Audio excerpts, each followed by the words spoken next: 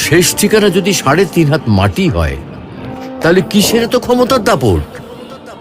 ভোর 5টায় মৃত্যু, সকাল 6টায় জানিয়ে দেওয়া হবে মাইকে, 8টায় শেষ গোসল করানো হবে, 9টায় তোমাকে নতুন কাপড়ে সাজানো হবে, জোহরের নামাজের পরে তোমার আলিশান বাড়ি থেকে বের করে নিয়ে যাওয়া হবে, 2টায় তোমার জানাজার নামাজ পড়ানো হবে, 2:30টায় তোমাকে কবরে নামিয়ে ফেলা হবে।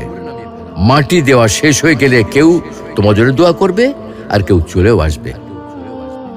এই তো জীবনের শেষ আয়োজন।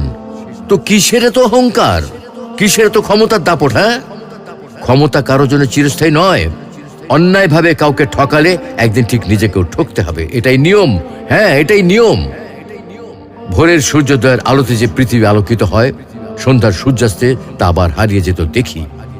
অসত্য দিয়ে সত্যকে কখনো ঢেকে রাখা যায় না। প্রকৃতি বড়ই নির্মম।